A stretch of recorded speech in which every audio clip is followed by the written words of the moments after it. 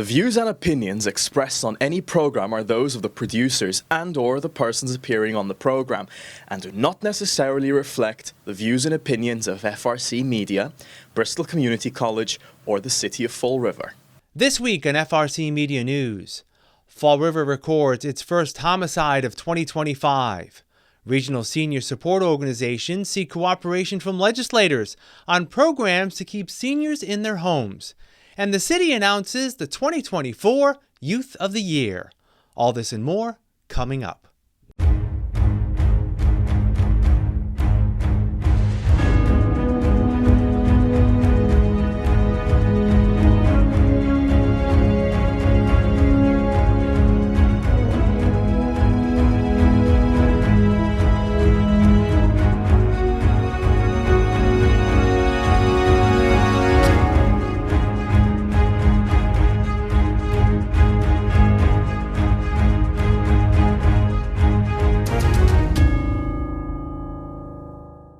It's Thursday, March 20th, 2025. This is FRCmedia News. I'm Keith Tebow.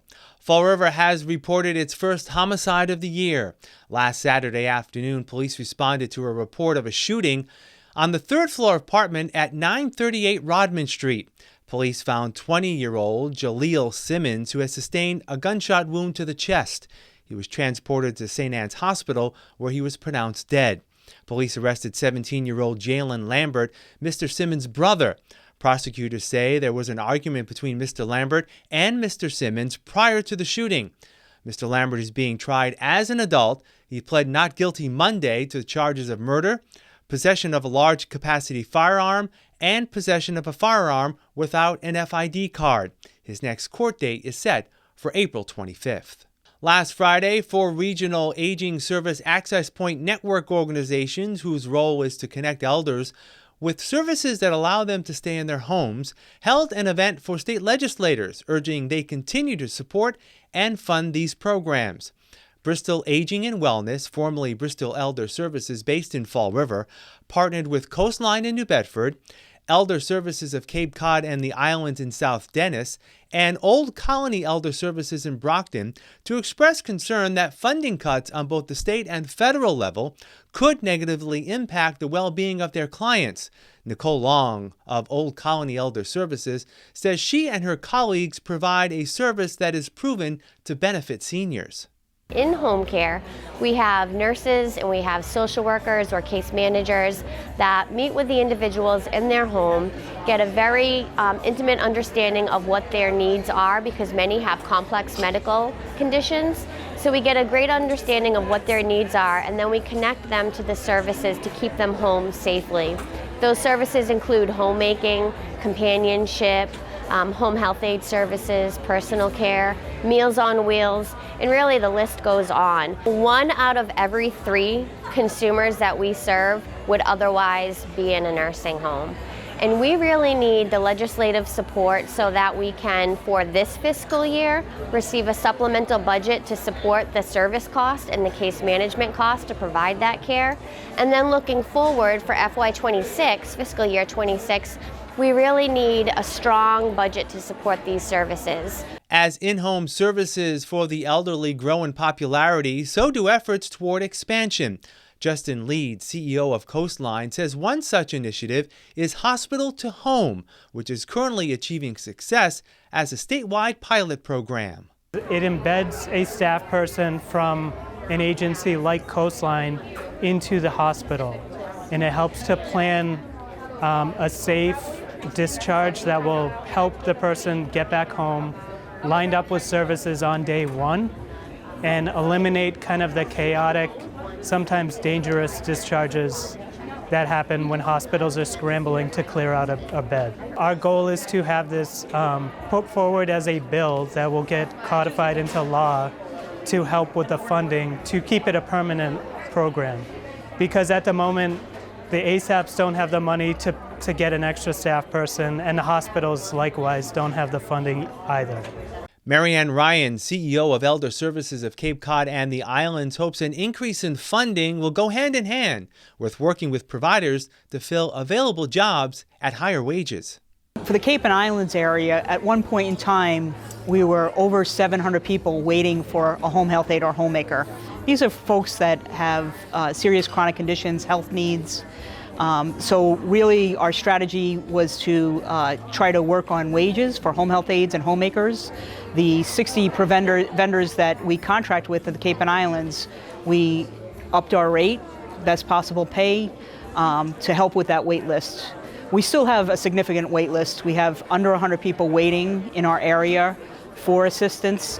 So that's just difficult because nobody should have to wait to take a shower or to have somebody, help them with personal care, cleaning, grocery shopping. So that's been a real challenge. Along with advocating for adequate funding from the state, the organizations also receive funding from federal sources, money that may be in line for cuts under President Donald Trump's efforts to streamline the federal government. 9th District Congressman William Keating addressed the attendees to say changes to Medicaid, Medicare, and Social Security are still on the table. In my district alone, just my district, over a quarter of the people receive Medicaid one way or the other. It's been something that's taken the Affordable Care Act, Obamacare, some people call it, and it's been able to extend the benefit of that by leveraging different services. It inordinately hurts seniors, these cuts, and children. Social Security is something where Elon Musk has called it a Ponzi scheme, where this administration, even the president, has given very false information about the integrity of the system that we have to correct so that people understand what's going on. And overall, the process has been one where there's no accountability. Sandra Frechette, CEO of Bristol Aging and Wellness in Fall River, says her organization, in its 52nd year serving seniors in the greater Fall River, Taunton, and Attleboro areas, provides a welcoming service that needs to be protected. The baby boomers are, they're reaching the end. They're around the 80s, early 80s and 70s. So there's a lot more people that do need assistance in the home. We have a great team of employees. We have case managers. Anyone can make a referral. We go out to the homes. We talk to the consumers to see what they need, what service level they need to have to stay in the home safely. And then we work with vendors to put those services in the homes. This week, Fall River firefighters battled a 2-alarm blaze at a historic home on the corner of Locust and Rock Streets. The home at 386 Locust Street was built in 1848 and is across the street from the former BMC Durfee High School. 5 people were able to evacuate the home. 5 dogs and 2 cats were also inside but died. According to the Herald News, the initial cause of the fire appears to be unintentional. A GoFundMe page has been set up to aid the family impacted by that fire. The Fall River Fire Department has 7 new probationary firefighters following a swearing-in ceremony last week of new recruits. The firefighters officially received their badges and were sworn in by Mayor Paul Coogan. Fire Chief Jeffrey Bacon told the new hires to cherish the support they will receive from family and fellow fire brothers and sisters. He also challenged them to commit to learning, growing, and serving. And I'll challenge you today to learn. This is an end and a beginning. It's an end of your time as recruit firefighters, where you went through the academy and learned the basics of what it takes and what it's going to take for you to have a successful career. But you'll always be in a constant state of learning, and I challenge you to continue to seek out that new knowledge and new skills and new abilities from the people in this room and from the Mass Firefighting Academy. When you do that, you will grow. You'll grow as people, you'll grow as firefighters. And in that growth, it will lead you to serve the community better. And being a firefighter, you have a unique opportunity to serve the community in a way that most people don't. You'll be helping people in their worst hour, on their worst day. You'll also have the ability to volunteer and to work with community groups and school children in ways just because you're a firefighter that will positively affect their lives. So when you leave here today, it is the ending of being recruit firefighters. But it's a wonderful beginning of an opportunity to learn and grow and serve the city of Fall River, the department, and all of its members. And I challenge you to continue to strive to do that for the rest of your careers. Time once again to get an update on what's happening in terms of real estate and economic development news. I am joined weekly by Kevin Lawrence. He's the editor, publisher, and owner of Fall River Development News. On Facebook, you can find all of his breaking news items there, and he gets quite a few of them every week. Kevin, how are you? Very well. Glad to be here, Keith. All right, let's get right to it. There's a couple of road reconstruction projects that are going to be happening relatively soon in Fall River that a lot of people will get some benefit from and will also definitely notice. The first one is a reconstruction of Columbia Street. What do you know about that? Yeah, we learned some information during last week's Paul Coogan's State of the City address. Um, Columbia Street is going to be totally reconstructed in the summer of 2025. This is good news because last year they were doing utility work, so it's pretty much dug up with trenches filled in, and there's a lot of potholes, and a lot of the decorative brick has been upended. And this is a welcome addition. That's a cultural area in the city of Fall River, and they're planning to repave that stretch of roadway, the entire section of Columbia Street, new sidewalks, lighting, and landscaping. And the project is set to be put out to bid in the next couple of weeks, and construction is slated to start this summer. Not only that, the Columbia Street Plaza adjacent to the Santo Cristo Church will also be taking place this summer, a reconstruction of that site. And according to Mayor Paul Coogan, it will become a great neighborhood meeting spot. That's what he said in his speech. Yeah. So interesting. That's always been a decorative area with a lot of the stones in the streets, and hopefully Yeah. they'll be able to replicate that in some way, shape, or form Yeah. to make that more of a cultural center. You're right. Last year was a lot of digging up for, Yeah. I believe, water, sewer, and gas line work. I believe also in that area. So it's good to see that revitalized. Definitely. Also, a section of the city many of you have experienced, the corner of Robeson and Bedford Street, right at that light near the Yeah. Wendy's, Dunkin' Donuts in that area. That's also going to be reconstructed. That's already been put out for bid. Construction slated to start this summer. If you're not familiar with the area, this is the intersection of Bedford and Robeson. There's a Dunkin' Donuts on one corner. There's a Wendy's. There's a Bank 5 branch. It's very congested, a very busy stretch of roadway. They're going to completely redo that intersection with brand new traffic signals, a new traffic pattern to ease congestion, new pavement, curbing, and traffic islands, all part of this project. And not only that, a large portion of Bedford Street from that intersection heading west to the downtown area will also be repaved. And that's been the scene of some construction as well over the last couple of years. There's trenches due to utility work that has taken place on that stretch of roadway. So this is another welcome addition to the improvement of infrastructure in the city of Fall River. I know I have the opportunity a lot to drive down Bedford Street, and I get to that light at Robeson, and it looks like there's no lines for it to be No. 2 lanes, but we kind of make it 2 lanes. Someone wants to stay on the right, someone wants to stay on the left. Hopefully this will clarify that so people will be safe as they move forward. All right, we're going to end this week with a trio Yes. of restaurant news. First of all is Dunny's Barbecue Restaurant, downtown Fall River. They're moving from a restaurant to, I guess, a private event space. Yeah, kind of a big loss for us people who love barbecue. He had delicious food. Christopher Donovan owns that restaurant. It's been in operation for about 10 years. They're closing to the public to transition into a private event venue. It's going to be an exclusive private event venue with celebrations for birthdays. You could have a bridal shower there, baby shower, and it will fit 35 guests or more. And Chris Donovan has been remodeling that restaurant over the last couple of years. It really looked nice, and I'm going to miss the barbecue over there. Yeah, absolutely. That's something that, it has been used as event space as well, as Yeah. long as the Eagle, which I believe he also owns. He owns both. Right. So there's going to be another a local event space downtown Fall River. Next up, this was in the local restaurant news, was what thought was going to be the closure of Rogers Coney Island on North Main Street, but that has now changed hands by someone we all may know. Yes, local businessman and city councilor Cliff Ponte and his partner Kyle Lima. They've been synonymous with New York Bagel. They both operate 7 New York Bagels now throughout Bristol County and Plymouth County, Massachusetts. And they're going to be taking over Rogers Coney Island hot dogs on North Main Street.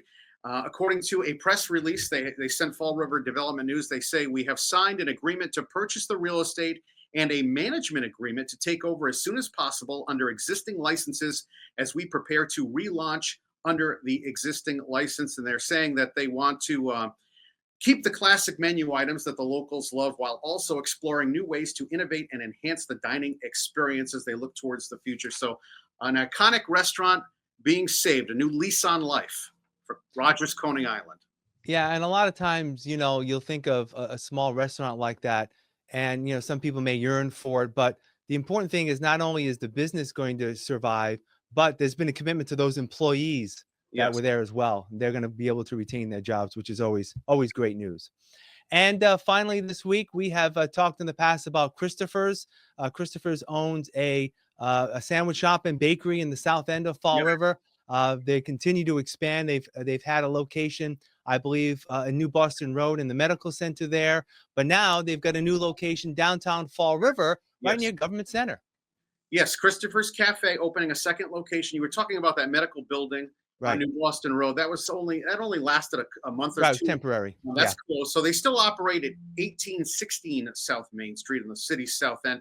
Now they have this new location. They opened up just a couple of days ago at 99 South Main Street. That's a very prominent office building located directly across from Government Center. It's owned by the First Bristol Corporation. They're in the ground level. It formerly was the old Cafe 99, which has gone through several restaurateurs over its existence. It's on the ground level. You have to take the elevator down. It has an outdoor patio. And this new Christopher's Cafe in downtown Fall River also features a salad bar. It seats between 50 and 60 people if you count the outdoor patio as well. And the Sylvias hope to bring scratch, clean, fun food back to downtown Fall River. This is Christopher Sylvia and his partner Nate Silva,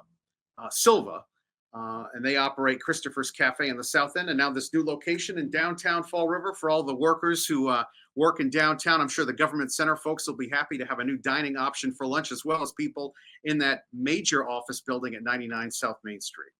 all right. Kevin, as always, great stuff. We invite you to visit Kevin's site, Fall River Development News, on Facebook. Go there, like it, follow it, and you'll get some great information about what's happening in terms of real estate and economic development in Fall River. All right, Kevin, we'll talk again soon. Take care. Thank you, Keith. Here are some job descriptions and the latest hot jobs list from the Mass Hire Fall River Career Center. CSI Investment Assistant, Citizens Bank, located at 501 Rodman Street, seeks a full-time CSI Investment Assistant, responsible for serving as the liaison between clients, financial advisor, and internal departments. Job number 222-87627. Housekeeper, St. Anne's Hospital, located at 795 Middle Street, is looking for a full-time housekeeper to make beds, replenish linens, clean rooms, halls, and vacuuming. Job number 222-87644. General Service Technician, Monroe Auto Service and Tire Centers, located at 129 Rhode Island Avenue, is seeking a full-time general service technician, responsible for performing routine vehicle repairs and communicating vehicle issues and solutions to guests. Job number 222-88457. Electro-Polisher, New England Electro-Polishing, located at 220 Shope Street, is looking for a full-time electro-polisher. For more information, call 508-672-6616. H&R Block, located at 991 Jefferson Street, has an immediate need for the following full and part-time positions. Tax Associate, job number 222-87885. Associate Team Leader, job number 222-82657. For more information about these or other positions, visit Mass Hire JobQuest at jobquest.dcs.eol.mass.gov or call the Mass Hire Fall River Career Center at 508-730-5000. Welcome back. The Fall River City Council Committee on Public Safety this week held a meeting to ascertain the city's readiness to respond to emergencies when South Coast Rail begins service in Fall River next week. MBTA Projects Manager Gene Fox says for 9 months, municipal public safety organizations have been training to respond to emergency related to rail service. We don't really know what to expect. We've tried to be as forward-thinking as possible so that we don't have to be reactive. We've worked really, really closely with the fire department. We know where the access points are. We know where a lot of the problem areas are. We're not going to find everything. But there is a heavy reliance on the local folks, first responders, public safety stepping up when and until there's a bigger MBTA presence in the area. Fire Chief Jeffrey Bacon says his department is ready to take on the responsibility of responding to emergencies along the tracks, but is looking ahead to expansion once the work reconstructing Duval Street is complete. I look at the train coming. I feel like what we have now is adequate as far as manpower goes, but I look further out into the development of that Route 79 corridor and look ahead and say, I don't know if the manpower I have is sufficient. I've been an advocate since I started that my firefighters need to be able to generate revenue for the city to be able to survive. And I've been pushing since my first interview with the city to have firefighters working on medical units as part of that. And I've discussed it with the previous EMS chiefs. And I think it's a direction that we have to head in for the benefit of the citizens and for the ability for the Fall River to have the fire department that we currently have, which I think we could be staffed higher now, but to protect the numbers that we have in the long run, especially with the expansion in the city. The depot station on Duval Street will be patrolled by Fall River Police, with plans to surveil the area as if a new business opened in the city. It attracts long-term parking of motor vehicles, potentially for several days, maybe weeks, depending on how long somebody's having a stint in a Boston stop, if you will. So obviously we need to have some focus in the initial weeks to have focus on the cars that are there parked, making sure they're not being vandalized or broken into.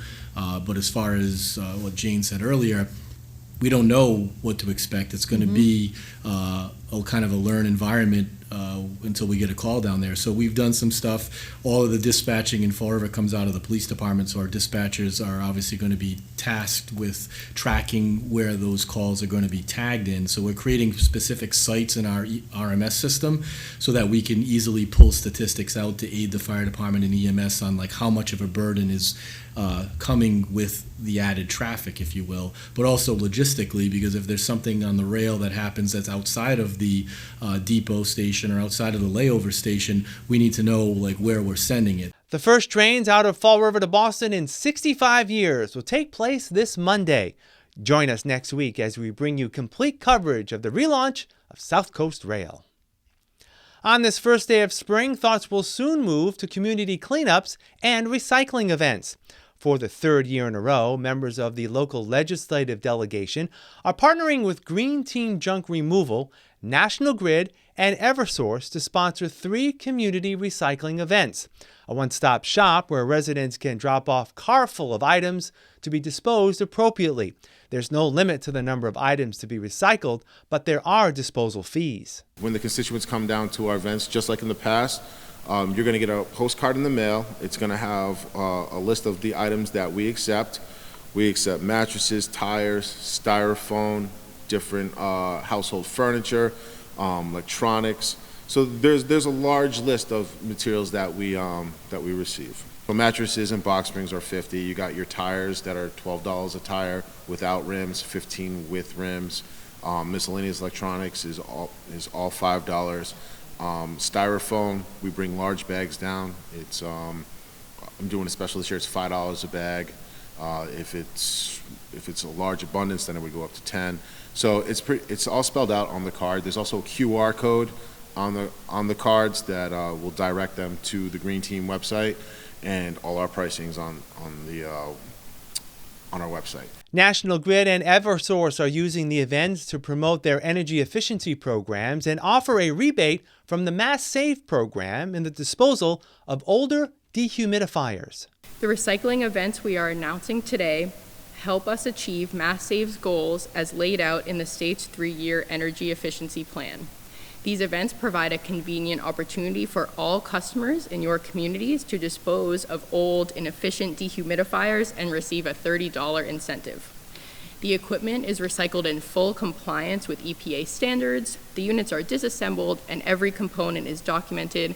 Customers can feel good that they've responsibly disposed of their inefficient equipment. There is a form that customers will fill out at the event. They'll use their account information from their electric utility, and there will be a check sent 6 to 8 weeks after the event with their $30 rebate. Today's absolutely incredible Kid Day, and the city of Fall River celebrates the event each year by asking adults to offer encouragement to the children in their lives. The day is also when Fall River announces its Youth of the Year for the last 12 months. Dozens of students were nominated, and the winner for 2024 is Madison Holmes, a senior at Diamond Regional Vocational Technical High School. I am currently one of the only students in Diamond Metal Fab who is going into the local 537 pipe fitter union. Some activities I do are Skills USA, Project MFG Welding Edition, and Project MFG Maritime. My plans are for September are to go into the local 537 pipe fitter union.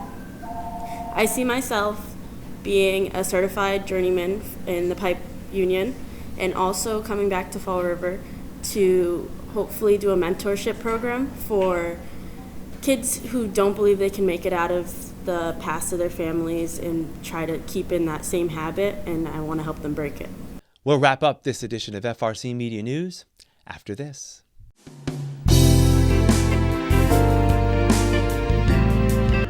Welcome to Hot Dogs and Cold Cats. Today we have Brew. He is a 108-pound Mastiff Pit Bull mix, and he is right around 2.5 years old. We do recommend children over 12 with him, just because we aren't too sure about his background, and he is such a large dog that we wouldn't want him pushing over like any kids smaller than that or younger. He is a high energy dog, especially in the morning. Usually after he gets those zoomies out, once he goes to the bathroom, he does calm down a bit, but he is still very strong, so we definitely would recommend just like working with him on the leash pulling. He is very treat motivated. He loves food. He also definitely loves toys as well. Because he is a bully breed, we no apartments for him. You must own your own home. So if you want to come on down and meet Brew, come on down to 300 Linwood Street in Fall River at Forever Cause Animal Shelter. He'd love to meet you guys, and we'd love for you guys to meet him. Today we have Pepper. Pepper is a 7-year-old black domestic short hair. He came to us unfortunately after his owner passed away. He was surrendered back to us. Pepper has been here for 75 days. He's been here for quite a while with not much interest, sadly. He does warm up. He absolutely loves to be pet. He'll accept cheap scratches from anybody. I do think he would do best as an only animal. He is here in our free roaming cat room, but he really doesn't like his space invaded by the others. A quiet home would be best, so probably no young children or anything, just because he is a shy, nervous guy. It does take him some time to come around, so if you do get him, you will need to have some patience with him. He kind of comes out at his own time. But once he does warm up, he is an absolute sweetheart. He's a true love. He would definitely be a lap cat. If you are interested in meeting Pepper, you can come on down to 300 Linwood Street in Fall River, or you can go to our website at foreverpaws.com and fill out an application. That's all for this edition of FRC Media News. Please visit our website, frmedia.org, for more local news and information. FRC Media News airs Thursdays at 6 p.m. and Fridays at 5:30 p.m. on Channel 95 and the Fall River HD channel located on Channel 1072. For all of us here at FRC Media News, I'm Keith Tebow. Have a great weekend. We'll see you next Thursday.